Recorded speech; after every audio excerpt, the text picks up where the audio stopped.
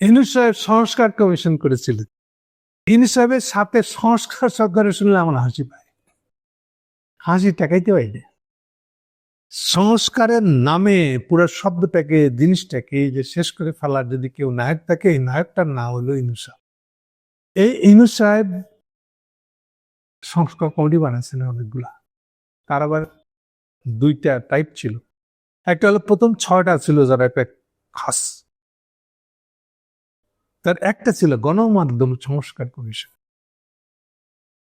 এই গণমাধ্যম সংস্কার কমিশনের নেতা, যাকে নেতা বানানো হয়েছিল, ইউনূস সাহেব বানাইছিলেন যাকে, তিনি হলেন কামাল আহমেদ। কামাল আহমেদের পরিচিতি হলো রাজশাহী ইউনিভার্সিটি থেকে বোধহয় পড়ছেন, যতটুকু মনে পড়ে আমার। এখান থেকে পরে কেমনে কেমনে ঠেলা গুতায় বিবিসি পর্যন্ত চলে যেতে পারছিলেন। কয়েক বছর লন্ডনে থেকেও আসছে, থাকার পারমিশনও বোধহয় আছে, কিন্তু বিবিসি বন্ধ হয়ে গেছে, চাকরি টানে না। তো লন্ডনে থাকতেন, কিন্তু ঢাকার নানা পত্রিকার সাথে কাজ করতেন। বেশিরভাগ সম্পর্ক ছিল সময়টা কত মানুষ সাথে, প্রত্যেকই ছিলেন সেখানে। পরবর্তীকালে এই কামাল আহমেদের নেতৃত্বে এই গণমাধ্যম সংস্কার কমিশনটা গঠন করা হয়।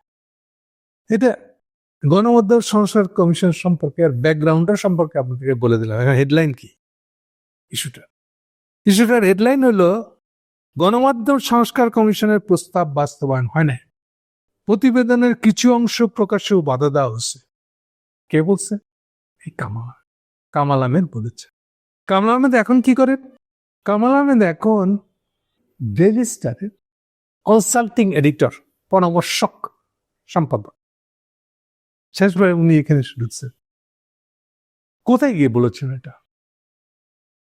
বলেছেন যেখানে, সেটা ওরা আয়োজন করছে আপনাদের অনেকেরই পরিচিত দেবপ্রিয় ভট্টাচার্য। আমি অনেকবার দেবপ্রিয় সম্পর্কে খারাপ খারাপ কথা বলছি, লোকটা খারাপ। সম্ভবত 1994 সিপিডি গড়ে তোলেন প্রেমসমান, এই সেই সময় থেকে শুনি সিপিডির সাথে আছে। মাঝে মেলা কিছু করছেন। 111 সময় নায়কের উপরে নায়ক তিনি, এমনই নায়ক যে 111 শুরু হয় 2007 সালে। উনি 2004 থেকে এটার সঙ্গে ইনডাইরেক্টলি জড়িত, জামার ভিতর দিয়ে। কি করতেন? উনি সিবিডি করতেন তখন, কিন্তু আসলে একটা আন্দোলন গড়ে তুলছিলেন, না বললো সৎপাক্ষী আন্দোলন। মানে 2004 সালে উনি প্ল্যান করে রাখছেন, জানেন যে উনি কাদের সাথে কাজ করতে আসছেন, এদের লক্ষ্য হলো একটা 111 করা। জেনে 111 হয়েছিল, প্ল্যান হয়েছিল 2004 সালে। কেউ টের পায় নাই, বিএনপিও না। তো ওরা তখন সৎপাত্র, সব রাজনীতিবিদরা, সব ব্যবসায়ীরা দল করে আলাইতেছে, রাজনীতিবিদরা এমপি হইতে পারতেছে না, তাই জন্য সৎপাত্রী আন্দোলন। সৎ এমপি যারা হইতে হতো খুব সৎ হইতে, এই জন্য একটা ক্যাম্পেইন আন্দোলন তৈরি করছিল। বেসিক্যালি প্রত্যেকটা ডিস্ট্রিক্ট শহরে যে গিয়ে যে হুচি করেছিল, এগুলো সব সিপিবির লোক। তাদেরকে সৎপাত্রী আন্দোলনের সমর্থক কর্মী আইনি বানাই দিয়ে ওদেরকে দিয়ে আন্দোলনটা করেছিল এই দেবপ্রিয়। তাহলে বুঝতে পারতেছেন যে লোকটা কে। তার চেয়ে বড় কথা হলো যে সিপিডির হিস্ট্রিটা গেলো, এই সংগঠনটা বেঁচে আছে, দাঁড়ায় আছে রয়ের টাকা নিয়ে। রয় ওর একমাত্র, ওদের 95% এই, যেহেতু একটা কমার্শিয়াল সংগঠন, ফলে আয়ের যে টাকা ঢুকছে এ সবটা 95%ই আবেগ সম্পর্কিত রয়ের টাকা। কারণ 111 ঘটার পরে উনি যে কাজটা পাইলেন তা হলো বাংলাদেশকে ইন্ডিয়া হয়ে বাংলাদেশের উপর দিয়া করিডোর দিতে হয়। করিডোর দিলে মেলা লাভ, এই বলে বুজুং বাজুং দেওয়ার আর্গুমেন্টটা উনি দিয়েছিলেন রেবসমান। আর তার প্রধান সহযোগী ছিলেন দেবপ্রিয়। কাহিনী বললাম, দেবপ্রিয় এখন একটা নতুন জামা গাইতেছে। এই জামাটার নাম হলো নাগরিক প্ল্যাটফর্ম, এসডিজি। একটা বোয়াচোয়া, ওটা সপক্ষের একটা এনজিও উদ্যোগ, এটা ডেভেলপমেন্ট গোল টাইপ এসডিজি। সাগর একটা এলডিসি আলা এরকম গোল আছে, এটার নেতা বানানো একটা নাম কো আসতে ওই লামিয়াকে, এগুলো চলে আর কি। দেবপ্রিয়র লক্ষ্য কি এখন? দেবপ্রিয়র লক্ষ্য হলো আওয়ামী লীগকে ফেরত আনা। ভাই নাইলে তো আরেকবার সিবিডি খারাইতে পারতেছে না। আগেকার মতন টাকা পয়সা আসবো না, হসপিটাল নেই। তাইলে যারা ছিলিপিং আওয়ামী লীগ ডাউন প্রিপেয়ার করতেছে, তাদের 1 নম্বর লোক হলো আসলে দেবপ্রিয়। মজার কথা হলো ডেইলি স্টারে জয়েন করার পরে এই কামালের মধ্যে ওটা লোকটা ঢুকছে, সেই জন্য তারা ওখানে গিয়ে বলছে, অভিযোগ করতেছে যে গণমাধ্যম কমিশনের যা যা সুপারিশ দিয়েছিল 301টা বাস্তবায়ন করা। আমরা মনে হয় কথা তো ঠিকই, কথা সত্যও বটে। কিন্তু পাল্টা ধীরে ধীরে জিজ্ঞেস করি, শেখের আমল মানে হাসিনার আমলে 15-16 বছর ধরে যে মিডিয়া চলছে বাংলাদেশে, এক বসুন্ধরায় যে 6টা মিডিয়া, 6টা পত্রিকা, একটা টিভি, একটা না একটা টিভি, প্রেস ক্লাব, এগুলা কি দখল করে নাই? ওদিকে বাংলা ট্রিবিউন আছে, ডেইলি স্টার, প্রথম আলো তো আছেই। তাহলে কোনটা ছিল যে আওয়ামী লীগের পক্ষে না, হাসিনার পক্ষে না? তাহলে এই যে রামরাজত্ব কায়েম করেছিল যে সাংবাদিক বৃন্দ এবং তাদের যত সমিতি আছে, অ্যাসোসিয়েশন আছে, তাদেরকে বিচার করা হয়েছে হাসিনা উত্তর আমলে? তাদের বিচারের জন্য কোনো সুপারিশ করছে এই কমিশন, মাস মিডিয়া সংস্কার কমিশন? কি সংস্কারের রিপোর্ট আছে আপনার? কামাল সাহেব বলেন, আমরা কি দেখি নাই?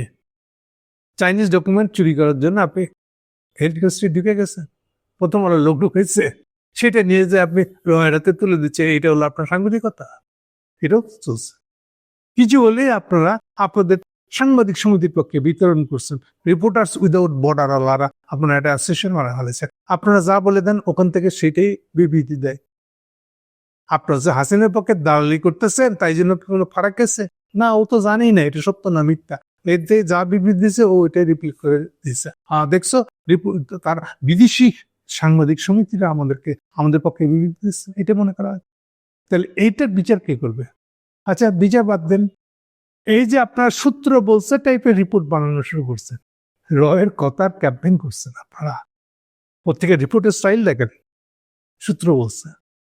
আপনি পত্রিকা, আপনি বিবিসি কাজ করে আসছে, আপনি জানেন না রিপোর্টিং কাকে বলে? ভিউজ আর নিউজ এর মধ্যে ফারাক কি আপনি বুঝেন না? আর এই ভিউজকে চালা দিতেছে সূত্র বলছে বলে। এমন রিপোর্ট আমি প্রথম আলোদের দেখাই দিচ্ছি তাদেরকে, ওদের টোটাল 20 লাইন আছে রিপোর্টের মধ্যে, এর মধ্যে 13 বার বলতেছে সূত্র বলেছে। বুঝছেন সূত্র বলছে মানে কি? Is your campaign. রয়া বলছে এইভাবে লিখতে, আর আপনি ওটাকে রিপোর্ট বলে চালিয়ে দিচ্ছেন। আজ পর্যন্ত আপনারা এই তদন্ত কমিশন, এই মিডিয়া বিষয়ক কথাবার্তা আজ পর্যন্ত একটা কাঠামো দাঁড় করতে পারলেন না, প্রেস কাউন্সিল চালু করতে পারলেন না, যে কোন ধরনের রিপোর্টই না আসলে এই ধরনের রিপোর্ট হতে পারবে না। করতে পারছেন কিছু? রং মানে আইসেন এখানে সরকার কোনো আপনাদের সুপারিশ, কেন সুপারিশ কায়েম করবে? কেন হাসিনার আমলে মিডিয়ার তৎপরতা সম্পর্কে আপনারা কিছু লেখেন নাই? আমরা মনে নাই আপনাদের? দুদিন পরে পরে এই এই এই এই যখন জাসদের ইনু যখন তথ্যমন্ত্রী ছিল, দুদিন পরে পরে 20 কোটি টাকা নিয়ে এসে বিতরণ করতেছে সাংবাদিকদের মধ্যে, এগুলো হয় নাই? তখন কি চোখ বন্ধ করেছিলেন নাকি ওগুলো এখন ভুলে গেছেন? এই টাকা দিয়ে আপনাদেরকে কিনে রাখছিল, এটা কোনো মূল্যায়ন করবেন না? প্রেস ক্লাবকে বানাইছিলেন কি আপনারা? ইন্ডিয়া পলিতে যে যারা জেলখানা আটকে আছে এখন, যান ছোটাই নিয়ে আসেন, যান না কেন? এদের বিরুদ্ধে একটা কথা বলেন না আপনাদের তদন্ত কমিশন, না কোনো নিয়ম বানাইছেন, আইন বানাইছেন। ভুয়া রিপোর্ট যে পত্রিকা ছাপা হচ্ছে তা কিসের ভিত্তিতে ঠিক করবেন আপনি? এখান থেকে বেরিয়ে আসার কোনো সাজেশন দিবেন না? বলতে পারছেন কোন সাংবাদিকের আচরণের বিরুদ্ধে কি করবেন আপনারা? কিছু বলতে পারছেন কমিশনের সুপারিশে? কিসের আপনারা কি বাস্তবায়ন করবে? আপনারা কি বলছেন? আপনাদের হলো সাংবাদিক করছে মানে উনি মানে খুব পবিত্র লোক, আর ওদের বিরুদ্ধে কিচ্ছু বলা যাবে না। তারা সমস্ত নিয়ম কানুন দেশের আইনের ঊর্ধ্বে ওরা, তাদের বিরুদ্ধে কিছু সাংবাদিকের গায়ে হাত দিচ্ছেন। এই তো আপনি তো এই একইভাবে প্রলাপ দিচ্ছেন সাংবাদিকের পক্ষে। এই আপনার তদন্ত কমিশন খালি ইউনুস সাহেবকে খুশি করতে পারেন না, এটা পাবলিক কিছু না। দেশের সাংবাদিকতা কেমন ভাবে চলবে তার কোনো স্ট্যান্ডার্ড বানাইতে হবে না? প্রেস কাউন্সিলকে শক্তিশালী করতে হবে না? নাহলে কি হবে? এটা চলে যাবে সরাসরি আদালতে। ওটা চান? এরশাদের আমলে যেমন ছিল, সবাই মিলে রাষ্ট্রদ্রোহিতার মামলা খাইতেন 501 ধারায়, ভালো লাগছিল এটা? 501 ধারা থেকে উদ্ধার পাইছেন কেমনে? পাবলিক যদি এরশাদ বিরোধী আন্দোলন না করতো আপনি ওখান থেকে বেরোতে পারতেন? তার প্রতিদান কি দিচ্ছেন আপনারা এই হাসিনা সরকার? এটা নিজেদের দিকে ফিরে তাকান। বাংলাদেশের সাংবাদিকতাকে কখনোই আপনারা একটা স্তরে উন্নতি করতে চান না। সব সময় আপনার ধাপ্পা দিয়ে ওখান থেকে আপনার কি লাভ হবে ওটার দিকে তাকায় আছে। এই যে সাগরুনির কাহিনী, এটা কি হয়েছে? হ্যাঁ, আপনাদের সাংবাদিকরা কিরকম দালাল আপনারা জানেন না? কেন সাগরুনি খুন হয়েছে? কেন সাগরুনিকে বিক্রি করে টিভির মালিক হয়েছে লোক? হাসিনার মিডিয়া উপদেষ্টা ছিল, এখন টিভির মালিক হয়ে গেছে। চুপ করে চেয়ার আড়াল করে ক্যামেরার সামনে দাঁড়ায়। এখন আমি চিনি এগুলারে। কে কোন পত্রিকার পরিচালক হিসেবে ঢুকে গেছে, টিভির পরিচালক হিসেবে ঢুকে গেছে, আমরা চিনি না এগুলা। এটা নিয়ে আপনি কি সুপারিশ করছেন? আপনারা সাগরুনি নামে এরকম মরতে থাকবে? হ্যাঁ, আর বলবেন খুব গরম করে বলবেন যে ইলিশ সাগরদের তদন্ত কমিশনের কোনো সুপারিশ বাস্তবায়ন করে নাই। হ্যাঁ, এটিএন টিভি বানাইবেন। হ্যাঁ, প্রেস ক্লাব থেকে রওনা দেবেন, এটিএন অফিসের রাস্তাঘাটে বিক্রি হয়ে গেছে, একজন টিভি মালিক হয়ে গেলেন। এগুলা খোঁজ করছেন? এগুলা নিয়ে কিছু বলছেন? কোনো সুপারিশ আছে? কি মনে করেন আপনারা? বাপালিক জানেন না এগুলা কে হয়েছে, কে করে নাই এই কাজে? ইভেন এরা নাটক পাড়ার লোক আছে, তারা পর্যন্ত এটিএন এর মালিকের মাহফুজের পক্ষে গিয়ে দাঁড়িয়েছেন তারা সেই সময়। আপনাদের মনে নাই ইনুর সাথে ঝগড়া হয়েছে কি করে? ওপেন ঝগড়া হয়েছে, তারপর টিভির মালিকানা পরপর সবাই চুপ হয়ে গেছে। মনে করেন না যেগুলো কেউ জানে না।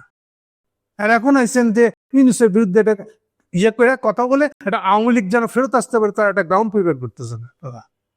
আর এটা হলো ইনুস সাহেবের বিরুদ্ধে বলছেন আপনারা খুব বিপ্লবী। হ্যাঁ, এরকম চোখে ধুলা দিয়ে চলবেন আপনারা? কেউ জানেন না আপনারা কি করতেছেন?